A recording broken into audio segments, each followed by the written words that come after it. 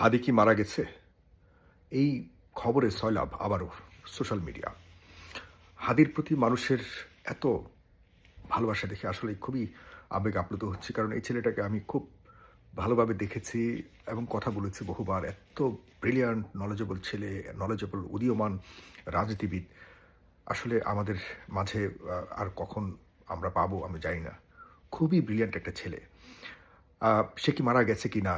অনেকেই ইন্না লিল্লাহ পড়ছেন, অনেকেই আ ইতিমধ্যে আ হাদিকে তার মৃত্যুকে বরণ করবার জন্য মানসিকভাবে প্রস্তুতি নিয়েছেন। আপনাদেরকে আরেকটা কথা বলে রাখি, হাদির মৃত্যু কিন্তু বাংলাদেশেই হয়েছে। হাদির যে অঙ্গ-প্রত্যঙ্গগুলি জীবিত ছিল সেগুলিকে কৃত্রিম উপায়ে জীবিত রাখা হয়েছিল। ভেন্টিলেশনের মাধ্যমে রাখা হয়েছিল। হাদির মাথার যে খুলি সেটি বের করে রাখা হয়েছিল কৃত্রিম উপায়ে, সেগুলিকে প্রিজার্ভ করে রাখা হয়েছিল। হাদির যে ব্রেইন, এটি বারবার ফুলে যাচ্ছিল। ফুলে রক্তক্ষরণ হয় কিনা, রক্তক্ষরণ হয়ে গেলে তো সেখানে আর ব্রেইনও যদি ড্যামেজ হয়ে যেত বা ডেড হয়ে যেত, তাহলে পুরো শরীরে কিন্তু ডেড বডি হয়ে যেত, তখন ঘোষণা দিত। শুধুমাত্র কৃত্রিম উপায়ে বাঁচিয়ে এভারকেয়ার হসপিটাল থেকে তাকে বিদেশে নিয়ে এই মৃত্যুর খবরটি জানানোর জন্য আসলে বিদেশে নেওয়া হয়েছে বলে আমি যতটুকু বুঝতে পারি। কারণ হাদির প্রতি যে অত্যাচার করা হয়েছে, যেভাবে গুলি করা হয়েছে, এভাবে কোনো মানুষ বাঁচতে পারার কোনো সুযোগ নেই।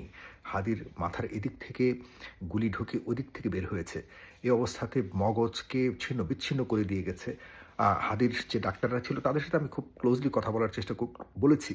ইতিমধ্যে একটা ইন্টারভিউ নিয়েছি, আপনারা জানেন, এবং সেখানে বলেছে যে হাদির স্বাস্থ্যের অবস্থা, মেডিকেলের ভাষায় তারা কোনো আস্থা রাখছেন না বা কোনো আশা দেখছেন না। শুধুমাত্র আল্লাহর উপর ভরসা করে যদি কোনো কারণে কোনো মিরাকল কিছু ঘটে সে ফিরে আসে, সেটার উপর নির্ভর করছিলেন। তাহলে এখন আমরা ধরে নিতে পারি আমাদের হাদি আমাদের কাছে আর ফিরে আসবে না। হয়তো। এরপর আল্লাহ তো সবকিছুর মালিক, সেই সুযোগ আর আছে কিনা জানি না। তবে হাদি মনে হয় না আর ফিরে আসবে, এবং ইতিমধ্যে হয়তো ডিক্লারেশন দিয়ে দেওয়ার কথা। কারণ অন্তত সিঙ্গাপুরে তো আর এই ধরনের ফাজলামি করবে না যে একজন মৃত মানুষকে নিয়ে সেখানে তারা লুকিয়ে রাখবে বা ঘোষণা না দিয়ে এভাবে রেখে দিবে। এটা করবে না অন্ততপক্ষে। তো মেনে নিতে হবে আমাদেরকে। এরপর করণীয় কী? এরপর করণীয় হলো ভারতের এই যে হস্তক্ষেপের কথা আমরা শুনতে পাচ্ছি, সামনে ইলেকশন ঘিরেও তাদের হস্তক্ষেপের কথা যে সম্ভাবনা শুনতে পাচ্ছি, সেটি ঘিরে আমাদেরকে আবারও ঐক্যবদ্ধ ২৪-এর জায়গাতে সবাইকে, আওয়ামী লীগ, বিএনপি, জামাত ইসলাম, সবাইকে, যারা বাংলাদেশের পন্থী, যারা বাংলাদেশের পক্ষের মানুষ, তাদেরকে একসাথে হতে হবে। প্রিয় ভাইয়েরা, বন্ধুরা যারা দেখছেন, আমাদের অনেক বেলা হয়ে গেছে। এই দেশটাকে নিয়ে গভীর ষড়যন্ত্র চলছে, এবং এখন তো আওয়ামী লীগ নাই।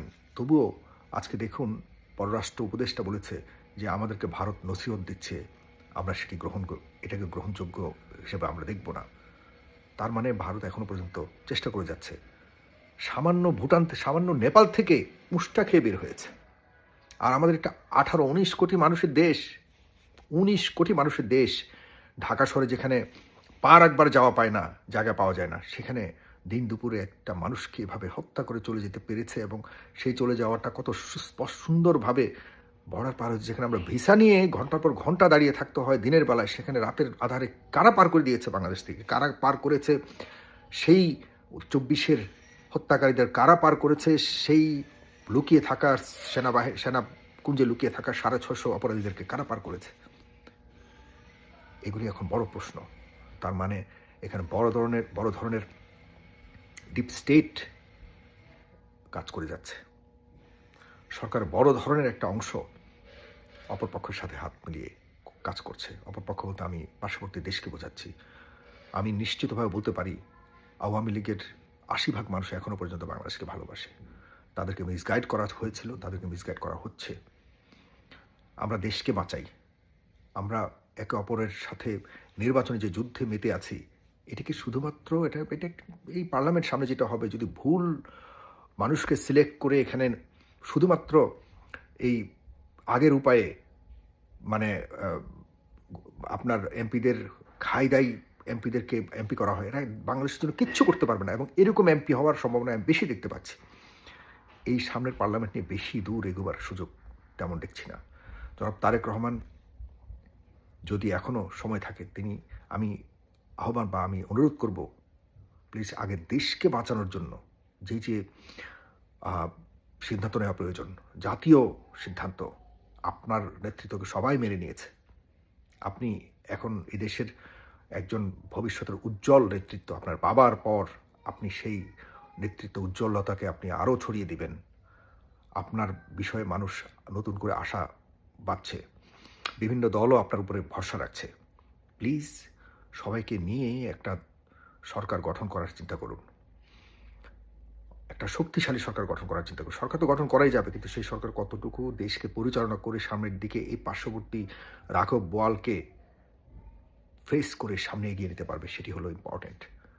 আমি অনুরোধ করব আপনার কাছে, আপনি এই বিষয়টিকে আবারও ভাবুন।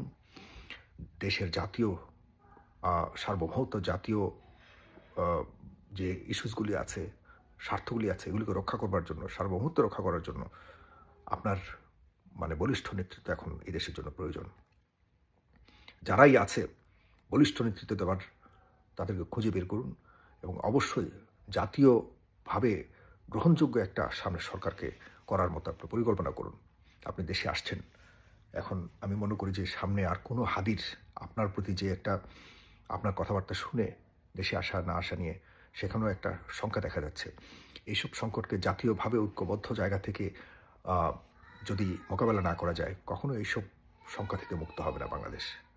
আই টেল ইউ, আপনি এই জায়গাটাতে বেশি নজর দিন। জাতীয় একটি ঐক্যবদ্ধ শক্তিশালী সরকার হোক আর যাই হোক, বাংলাদেশের পক্ষের শক্তি নিয়ে আপনাকে কাজ করতে হবে। আজকে কথাটি মনে রাখুন দয়া করে, জনাব তারেক রহমান।